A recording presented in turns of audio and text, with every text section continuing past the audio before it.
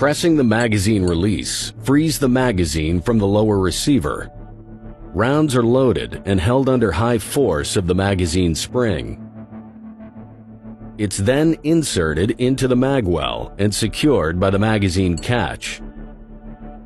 Pulling and releasing the charging handle chambers the first round.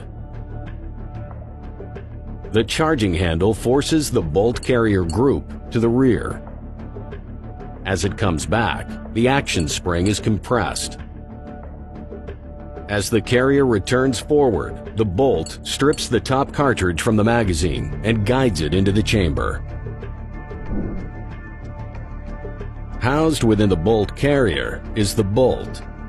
The bolt contains several locking lugs that engage with the barrel extension lugs.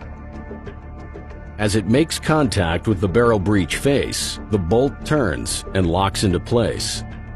The locking function is due to the cam pin housed within the bolt. The pin rides along a track in the bolt carrier, allowing it to rotate.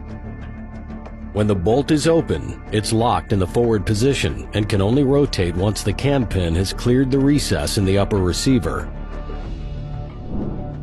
In the rare occurrence where the bolt fails to fully close, the forward assist may be used. Pressing the forward assist plunger allows the pawl to engage with the notches cut into the bolt carrier. This will force the carrier forward until the bolt is fully locked. With the selector taken off the safe position, the AR-15 is ready to fire. A recess cut into the selector permits trigger movement. As the trigger is pulled, the hammer is released from the sear. The hammer spring drives the hammer forward to strike the firing pin, causing it to travel forward and impact the cartridge primer. Within the primer is the ignition compound and an anvil. As the firing pin strikes the primer, a spark is created, igniting the propellant inside the cartridge. The expanding gases propel the bullet down the barrel, where rifling grooves impart stabilizing spin on the bullet. The gases escape through a small port in the barrel, through the gas tube, and into the bolt carrier key, forcing it to the rear.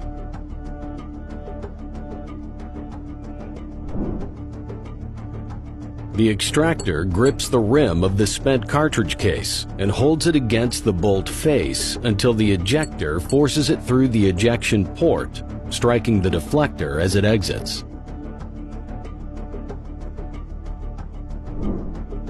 As the bolt carrier comes back, it returns the hammer to its cocked position and stays held back by the disconnector. When the buffer reaches the back of the receiver extension, the action spring returns the bolt carrier forward. As it returns, the bolt strips a new cartridge from the magazine and directs it into the chamber. Simultaneously, the extractor clips into the rim of the new cartridge. Releasing the trigger releases the hammer from the disconnector, and again the trigger sear assumes control of the hammer, readying the rifle for another shot. Military variants of the AR-15, such as the M16 and M4, add a third option for fully automatic fire.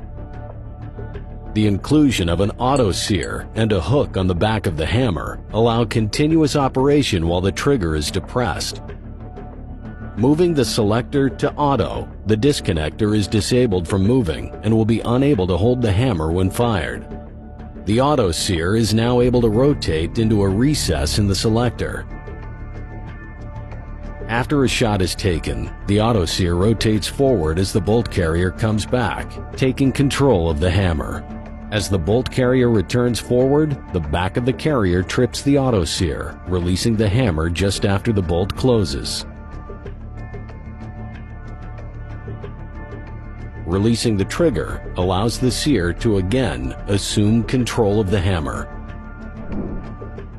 In order to conserve ammunition and promote greater accuracy, a burst mode was later introduced. With the auto sear still present, the disconnector is split in two. The left disconnector takes control of the hammer in semi-fire mode. Switching to burst fire disables the left disconnector. The burst cam and clutch spring allow the M4 to fire up to 3 rounds at a time.